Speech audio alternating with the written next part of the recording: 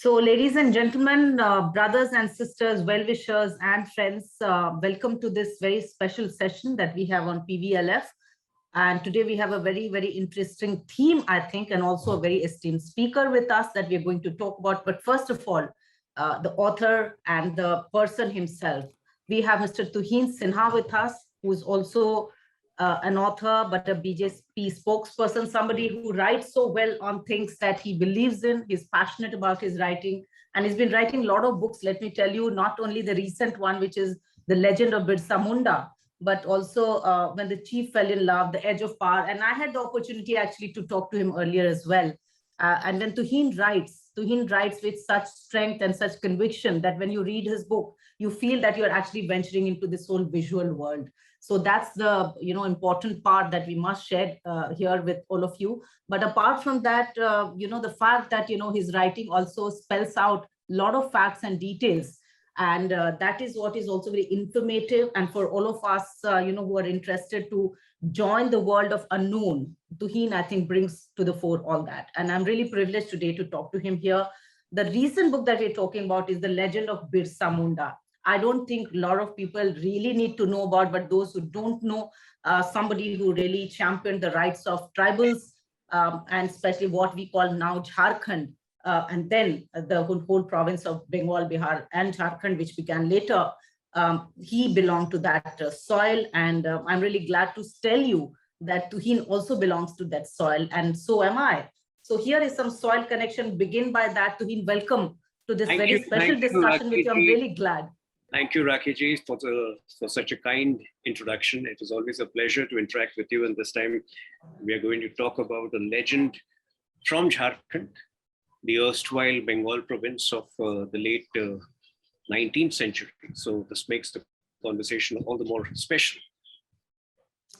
Yeah, but okay, so let me begin by saying that why did you choose Birsa Munda? I mean, somebody, I can tell you, I've been very inspired by such a young leader and so much of insight to take on the cause of those who really deserve the voice. Yes, and while I answer that question, what also makes this conversation all the more special is that it is happening on 7th January, the date when the last war, it was a two-week revolution unleashed by Birsa Munda in 1899, which went up to January 2nd week, 1900. So the most decisive war at Dombari Hills, which still remains a very far-flung and isolated place in Jharkhand, that war was fought in these 2 days between 7th and 8th January between the troops of Birsa Munda and the Britishers. In fact, if you remember, in a letter written to the Honorable Prime Minister 2 weeks ago, I had specifically requested that one of the biggest war memorials be constructed at Dombari Hills, where this decisive war was fought. So coming to Birsa Munda's larger lives, Birsa Munda is special because tribal revolutionaries, in fact, there was a parallel tribal subaltern freedom movement which has existed from 1770 onwards, which actually predates the mainstream freedom movement, which we have been taught of, which we end up discussing. So 1857 was not the first war of independence. It goes way back to 1770. Tilka Majhi or Raghunath Mahato were the earliest names. And unfortunately, before 2014, before Honorable Prime Minister started speaking so much about the Azadi Ka Amrit Mahotsav concept and the role of subaltern heroes, their roles were never openly discussed. They never came to the fore.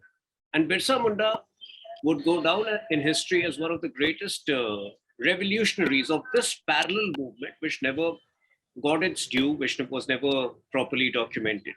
Because in his short span of 25 years, he not only revived an existent but a largely languishing movement of tribal sardars from South Bihar or from Jharkhand in that era. He also led a very evolved life, as in that short span of life, he was also a social reformer who tried to fight for Adivasi rights. And in fact, he was forced into an armed rebellion because of the false charges with which he was put in jail for a good 2 years. And those 2 years also coincided with one of the worst famines that India has experienced in maybe hundreds of years. The 1896-97 period coincided with epidemics, coincided with famine. So by the time he came out of jail in late 1897, the same person who had championed a very peaceful social reformation work of Adivasis in that area was propelled to take arms, was propelled into an armed rebellion against the Britishers. So he led in a short span of 25 years, I think there were different, very distinct stages of evolution. And finally, the sheer importance of Birsa Munda's revolution can be gauged from the fact that his primary adversary in that 1899-1900 war was a German missionary called Father Hoffman. The same person, in a few years' time, was instrumental in the enactment of the Chota Nagpur Land Tenancy Act, which was one of the most path-breaking reforms for protection of Adivasi land rights.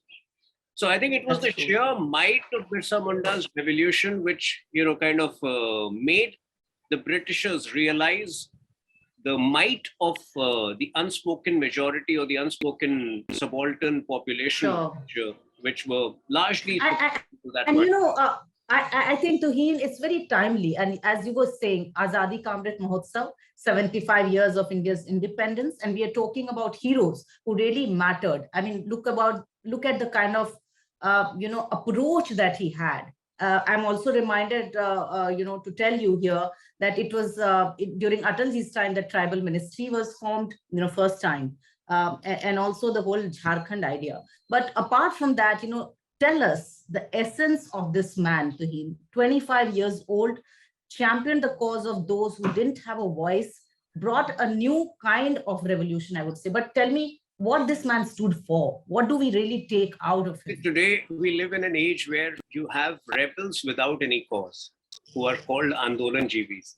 So I think it is very important for Andolan Jivis to even more discover and read about the life, the extraordinary life of Birsa Munda, because here was a person who sacrificed his life for a genuine cause, which was to protect his people from the atrocities of the Britishers. But here I wish to point out, the Adivasi struggle for freedom was a very complex and a very layered struggle.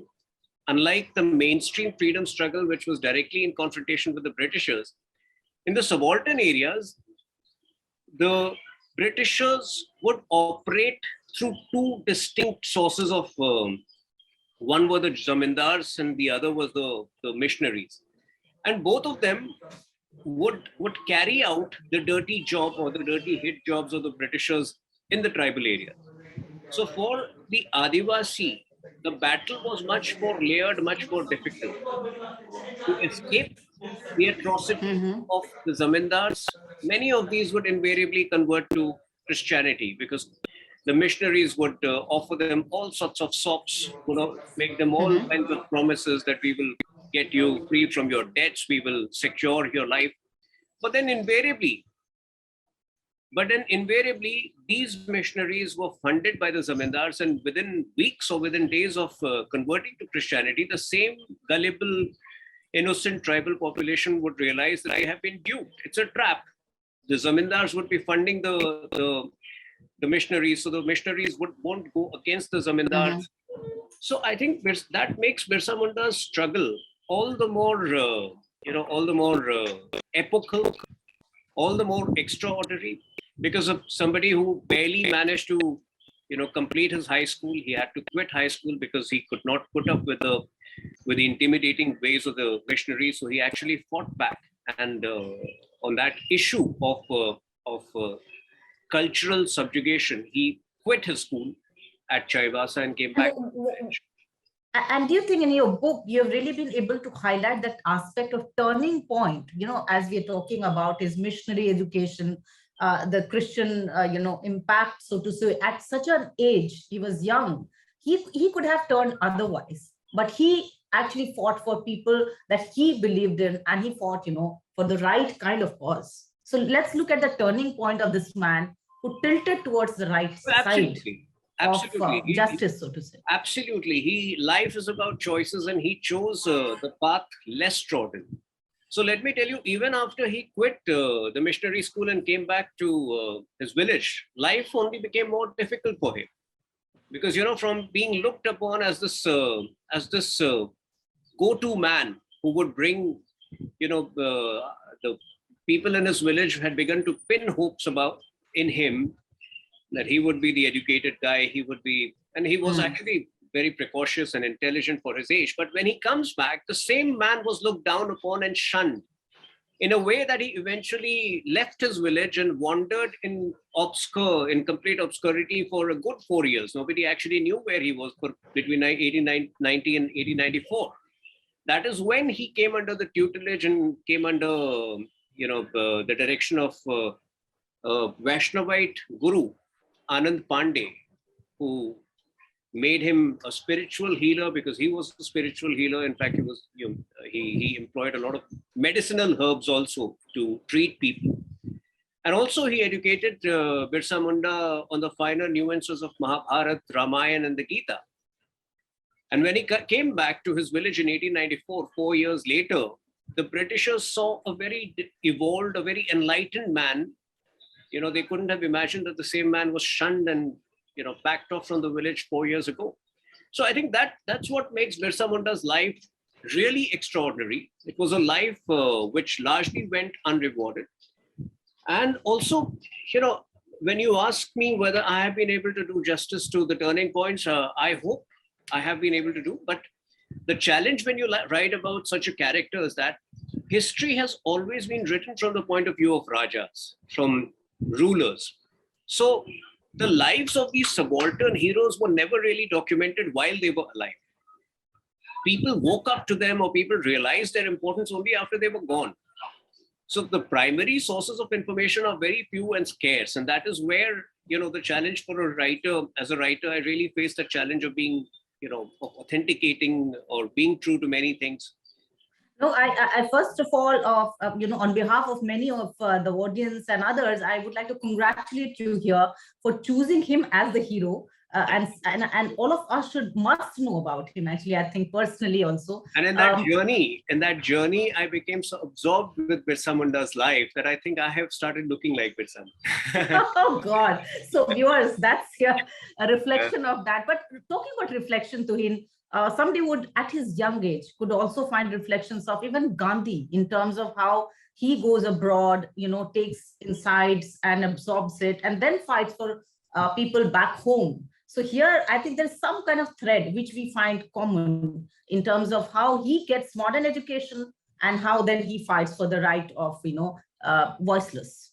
Absolutely. See, the beauty of the life of many of these subaltern heroes was that one wasn't able to authenticate many facts about the life. So they, whether it was a Gandhi or whether it was a Subhash Chandra Bose or Nehru, I'm sure in the years that went by after the death of Birsa Munda, they would have all heard about the greatness of this man. But because they were not authenticated information, in a way, it was an advantage because they could interpret Birsa Munda's life in their own way.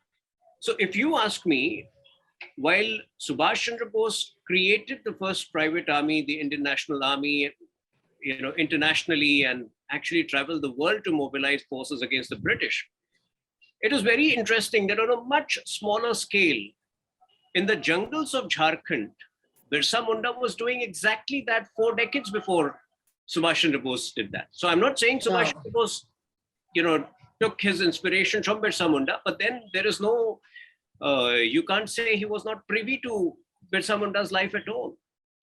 So the strategy, you're saying the strategy was kind of, we find a common thread there, the strategy of, creating that community and the power getting instilled into that community by your own insight, isn't it? Absolutely. And all of it happened at a time when there was very little mode of communication. If you look at those jungles. So what were the challenges, as you were saying? Let me talk to the author here as to how did you really pen the book in terms of when you script it, when you try and find different layers of his personality, what would you pick and what would you highlight? See, I think it was the coming of age story. the 25 years of Birsa Munda's existence were a journey in self-realization and self-realization for both himself and for his community. So I think it was that journey which was very interesting. The journey of him becoming a Bhagwan Birsa Munda towards the end of his life. But more importantly, as an author, some characters grow upon you every passing day. So even now, when I think about the writing process, I think I'm still discovering facets of Birsa Munda's character because, like I said, a lot of things are open to interpretation because primary sources of information are few. And today I would say... What about that Birsait, the Birsa Munda's Birsait ethos that he also propagated when I was reading about? Well, Birsait was a concerted attempt to bring Adivasis back from the stranglehold of missionaries. So that was an attempt to reconvert Adivasis who had got converted either because of lure or because of intimidation by the Britishers. So that was an attempt to bring the larger Adivasi community back from the... What we now call Janajatis actually. And in fact, the day is celebrated also, I think on his birthday as the Janjati Divas. But tell me some of the untouched dimensions of Birsa Munda. We know the man who became a hero, but what goes inside that hero? What it takes to be there? So what it takes to challenge the system? I would say Birsa Munda is a thought. He's an emotion, and everybody has a Birsa Munda in him or her. The day you decide to fight against superior forces that are suppressing you or oppressing you, you have that Birsa Munda in you. And I think that is it's the story of an underdog. It's the story of a dark horse who retaliated against forces which were far more superior, which were far more stronger than him, and cut them to size. So, and I'm sure, Tuhin, you understand that many filmmakers would find it, this quintessential hero in the contemporary sense also. I mean, talk about the contemporary relevance that Birsa Munda presents before us at this time. So, like I said, Birsa Munda today, when I say that there is a Birsa Munda in each one of us, today you don't need to fight a war of freedom to be a Birsa Munda. Today you can rebel against an oppressive, corporate system, which is sucking into your talent. So whether you are in an unhappy relationship or whether you are in a corporate world, I think it is that knack in you to fight back against oppressive forces and be your own self. It is about realizing your intrinsic worth and actually taking pride in your community. So these are the virtues of Birsa Munda which really stand out and which would hold true even maybe 100 years down the line when the socio-political narrative is completely different. Now, what about youth of the country today, which are really looking for such icons to be? You and I understand that the youth today is really looking for leadership of that kind, which is what Birsa Munda maybe represented: young, insightful, challenging the system which was wrong, bringing about justice, creating a universe which has a lot of optimism and space for one and all. Yes, absolutely. The tribal population is 9% of the total population of the country, and unfortunately, in parts of the country, they are succumbing in over the decades, they have succumbed to either in large numbers, either to the Naxal movement, which is an absolutely farcical movement in India, or they are increasingly vulnerable to, once again, to the conversion mafia. So in this situation, the role of a nationalist or a patriotic Adivasi leader becomes all the more relevant in unifying the Adivasi community across the country and merging them into the larger mainstream of the country. See, because today the issues are very different.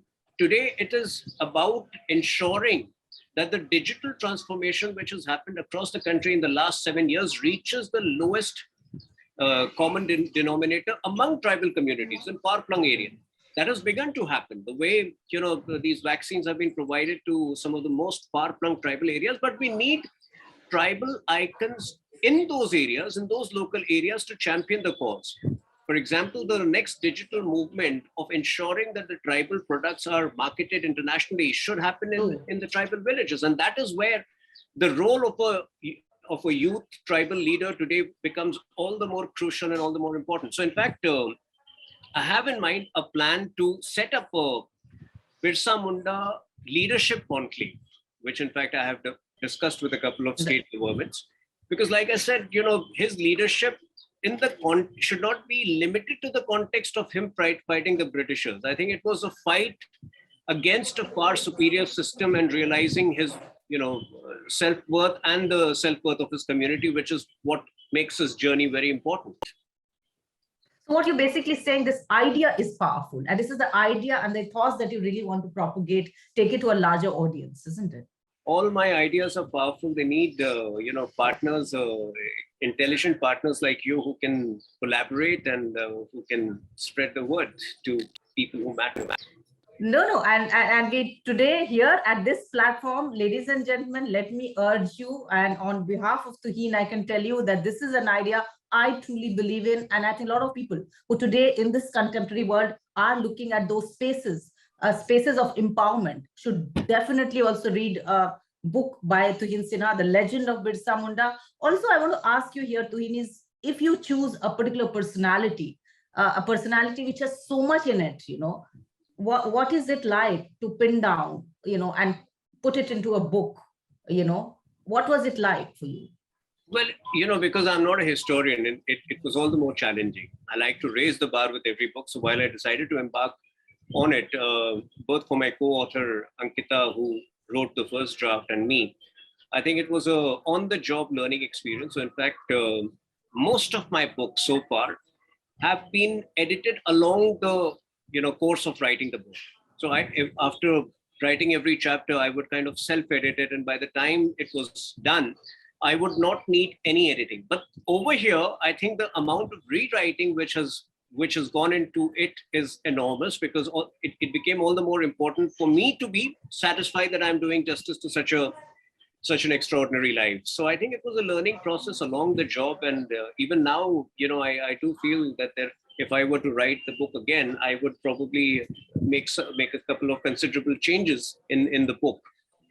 You're from the soil itself, Tuhin. Did you really relate a lot in that sense, the essence of the man, the place you belong to? I grew up in Jamshedpur, and the place where I grew up was barely 100 kilometers away from Birsa Munda's revolution, epicenter of Birsa Munda's revolution. So in fact, throughout the growing up years, there were so many places. If you are also from Jharkhand, whether it is a Ranchi airport, whether it is a chowk, whether it is a colony, there are so many places named after Birsa Munda. So the inquisitiveness to delve into the life has existed from the time that I was a teenager. But then, in those days, in the 80s and 90s, because they were, I think somewhere the elitist people who were governing us looked upon this community very condescendingly. Sadly, there was hardly any relevant matter to read up about them. So I think that is where I think since I have lived in that area, the onus was on me to do justice to a character like Birsa Munda, and that is what kind of inspired me to. And also, Tuhin, we are at a time when we are looking at again empowerment in the real sense, coming from people who are right at the front of it all. In the sense when you look at and you talk about subaltern heroes, this whole tribal population that we are talking about, something which is raw power actually, which is very genuine, which is strong, which has strong conviction, and it actually is very, it has a leadership value as I see it. Well, absolutely. And like I said, that is why, we need to go a little beyond what has already been done. That is why I have raised this cause of Birsa Munda being conferred the Bharat Ratna, because that develops a sense of belongingness to the entire community. Okay, sure, but I must also congratulate the publisher for such a book to be out. I think it needs a team, people who worked, backstage behind, the production aspect to the publishing levels, and of course, Tuhin Sinha. May your tribe of writers grow, you grow, prosper, and all your ideas we can always discuss offline as well, Thank you so or much. maybe some other Thank you so time. But much, thank you and Rakhee. all the very best to Thank you. you so much, And Rakhee. it was Always a enjoyable pleasure talking interacting to with you. Always a pleasure interacting with you. Thank you, Pragati E. I think it was a great lit fest, and hope to connect with you guys soon. Thank And you. as Pragati said, that we have to grow ahead and we have to develop in the current scenario. Thank you so much, Thank you. all of you, and take care to him. Thank you. All the best.